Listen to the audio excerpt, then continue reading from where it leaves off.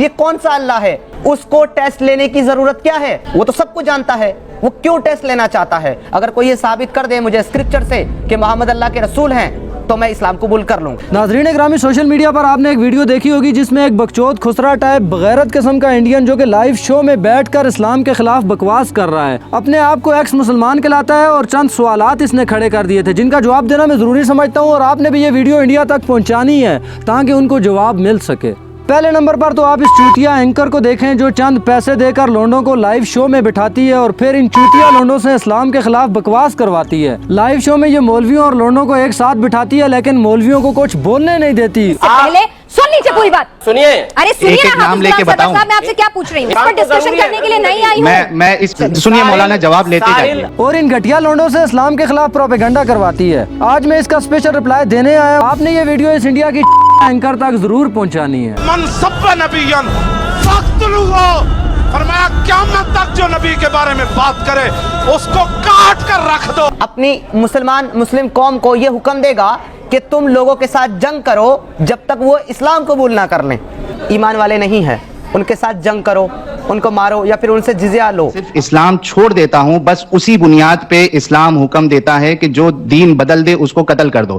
ارے کسی ناجائز باپ کی اولاد میں سمجھاتا ہوں، قرآن مجید میں ہے لا اکراہ فی الدین، دین میں کوئی زبردستی نہیں ہے۔ اگر کوئی یہودی، عیسائی، نصرانی اپنے مذہب پر قائم رہنا چاہتا ہے تو اس کے لیے کوئی زبردستی نہیں ہے، فیصلہ قیامت والے دن ہوگا۔ لیکن اگر کوئی مسلمان اسلام کو چھوڑ کر چلا جائے اور بعد میں جا کر پروپیگنڈا کرے تو اس کا ایک ہی علاج ہے، الجہاد۔ ابھی آپ مجھے بتاؤ کہ اگر کوئی ہندو یا عیسائی اپنا مذہب چھوڑ کر جائے تو کیا آپ اس کو چین سے جینے دو گے؟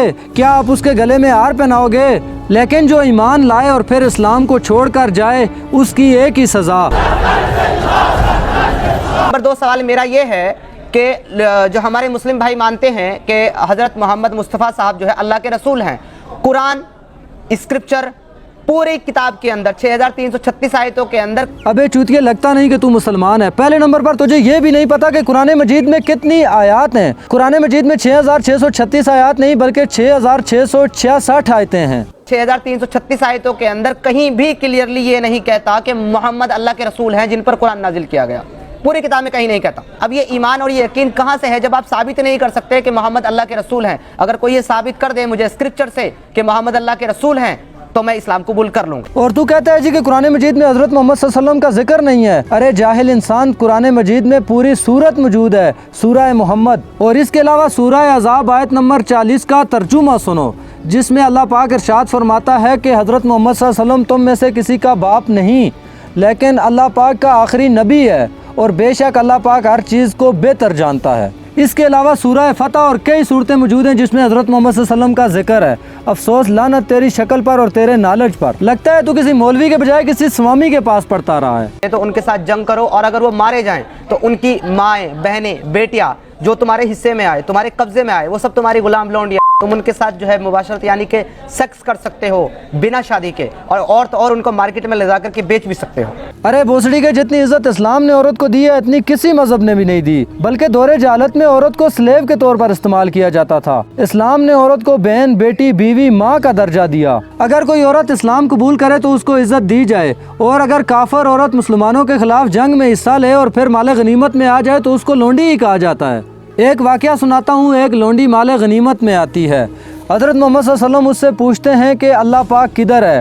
تو وہ آسمان کی طرف دیکھ کر بتاتی ہے کہ اللہ پاک اوپر ہے۔ تو اللہ کے محبوب نے حکم دیا کہ اسے آزاد کر دو، یہ مومنہ ہے۔